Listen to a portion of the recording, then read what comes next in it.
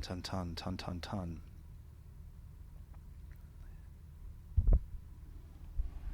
That's David Byrne flushing the toilet.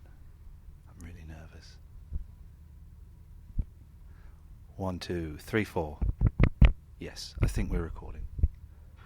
Let's just check this one. Lovely.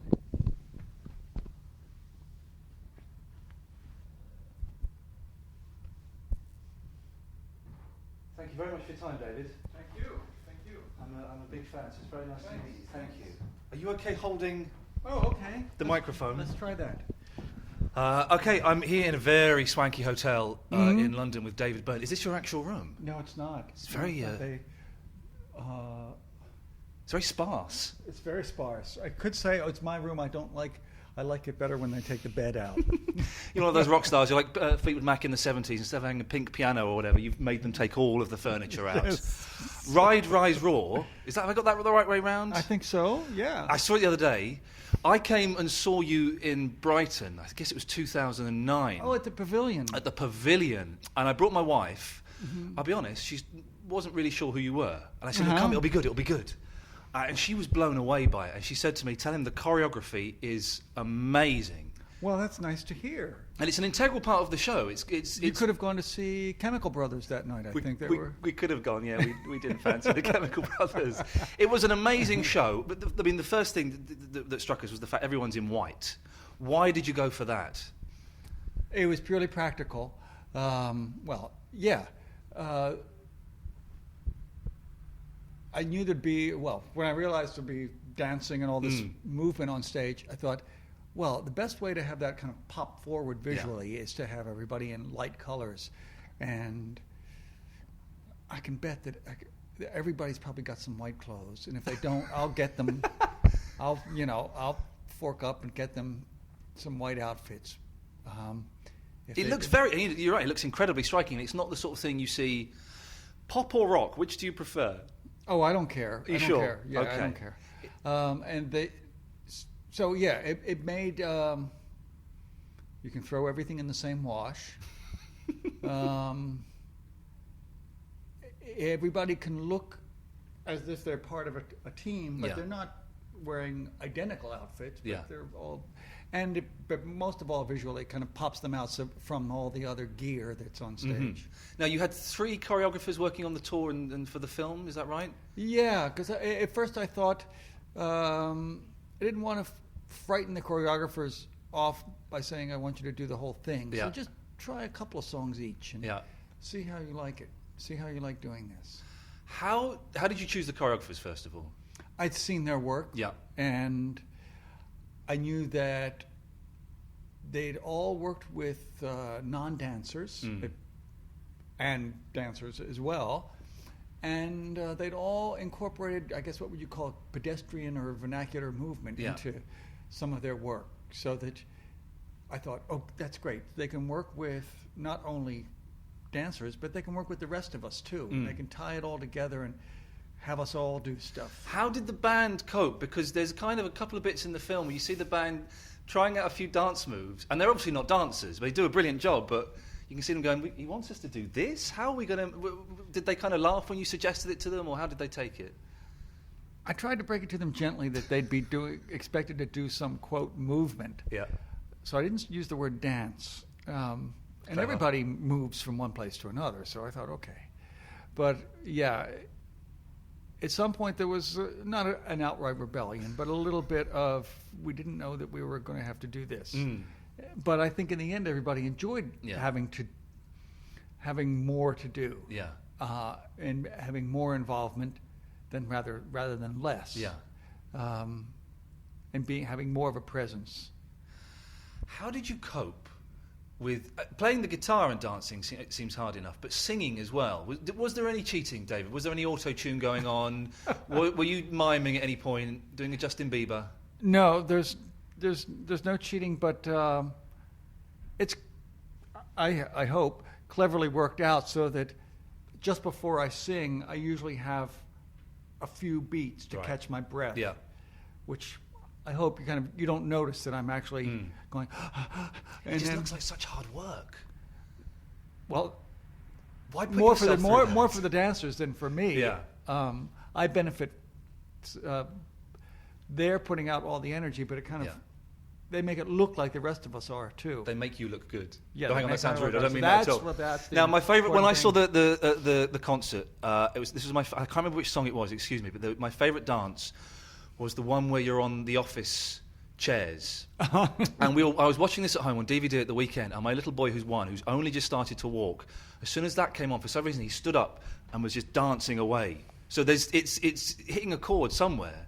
Yeah, amongst the 1-year-olds. There's Get them young. They Yes, 15 years yes. time, he's going to be your key audience. I'll be dead when he's buying. Get out of here. CDs won't be around, of course. They'll be That's downloading right, it yeah, straight yeah. to our brains. That's right. Was that fun to do? That looked like a fun kind of piece to do with the chairs and Yeah, quite sedate.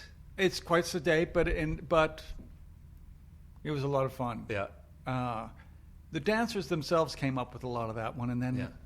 one of the choreographers kind of shaped it a bit. It could be suggested that you are obsessed with concert movies. You've done a couple. Mm-hmm. What is it about turning a concert experience into a movie that appeals to you so much? Well, this particular one, when the director, Hillman Curtis, started shooting stuff, it wasn't to make a concert movie. It was to shoot kind of just some portrait stuff, a little 10-minute web film, that sort of thing. But pretty on, I realized he was getting a lot of behind-the-scenes stuff of what goes into making a concert. And so I thought, we've got some stuff that doesn't show up in every concert film. And this one you get to see a little bit of the decision process and the rehearsal process and the audition process and all the stuff that goes into the whole thing.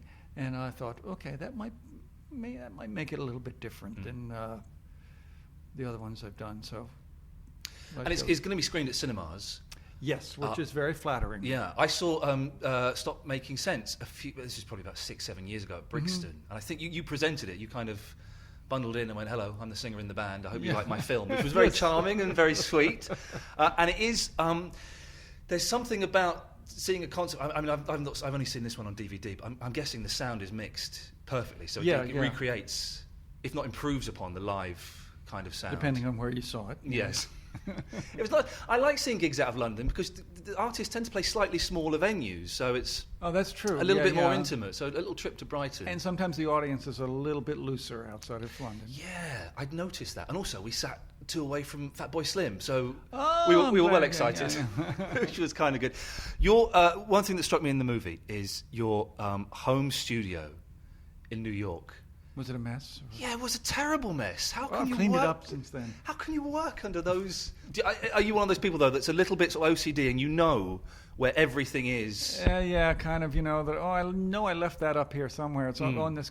It's on this in this desk somewhere, and yeah, I've since tidied it up. But that was kind of the working environment. I don't know if you live alone or if you have a partner or what, but my wife is constant. We had a row this weekend.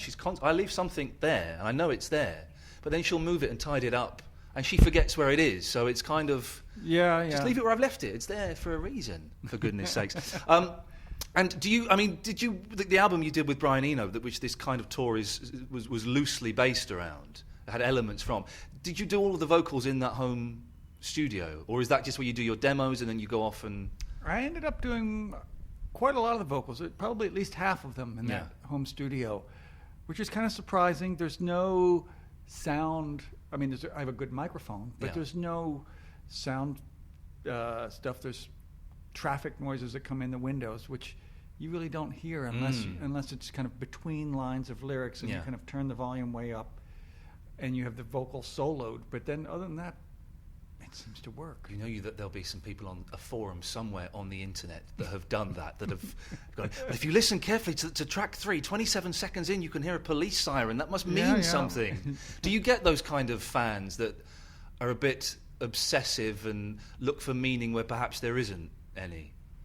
Oh, yes, but not too many. Not too many. I'm kind of surprised that I don't get more. I would have thought you would have done, being that kind of artsy Yes, kind you of would think. side of things. I've got to ask you, this is the question you must get asked all the time, and I apologise for doing it, I'm going to do it. When are you going to bring out the motion picture soundtrack from True Stories? The Original with the cast doing the songs. Oh, geez. Funny you should ask. We've been trying to negotiate that with Warner Brothers. Really? And we've been negotiating for over a year now. No.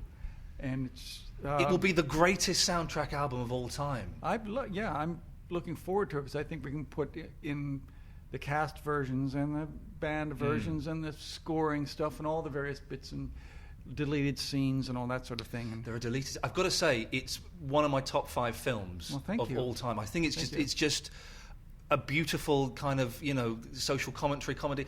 I don't know if you've ever seen the Monkees film Head.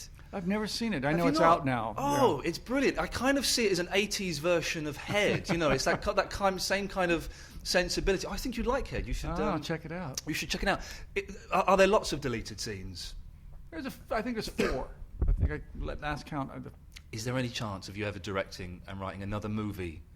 Not like that, but I hope so. Yeah. I think in a certain kind of film, it's cheaper to make films and edit them on your computer than it used to be. It used to require loads and loads of gear.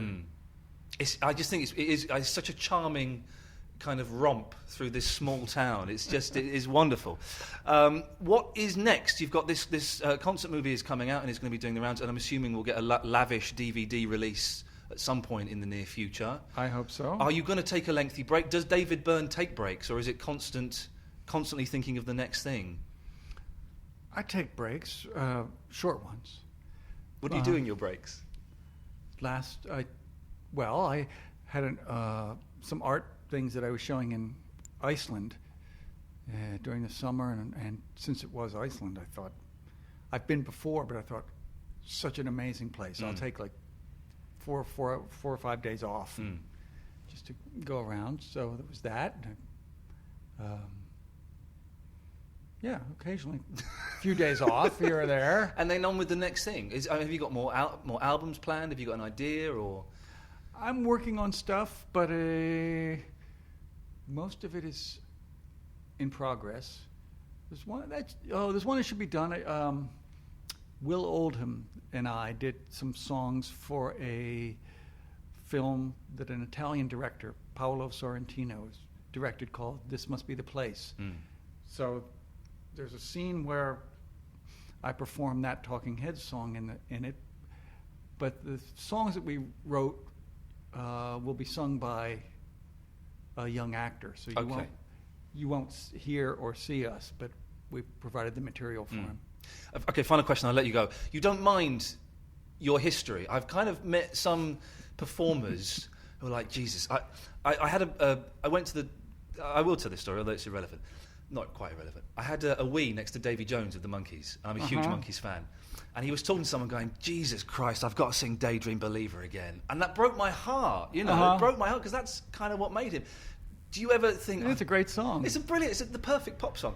Do you ever think, oh my God, I've got to sing that again, really? And she was. I've got to go out and perform that. Do you ever feel that at all? For the most part, no. If I've made a set list... it's because I feel like singing those songs. Right. And often you may think, earlier in the day, you may think, oh, how many times have I sung that song? But if the song works, if it's a good band, then it kind of kicks in. Yeah. As soon as first few chords, it kicks in and you go, oh, this is fun. There's a reason, that people like this song. Definitely. David Byrne, listen, I'm a huge fan. It's an honour to meet you. Thank you very much for your time and best of luck with the movie. Thank you very much. Thank you. Thank you, sir. That's lovely. Let's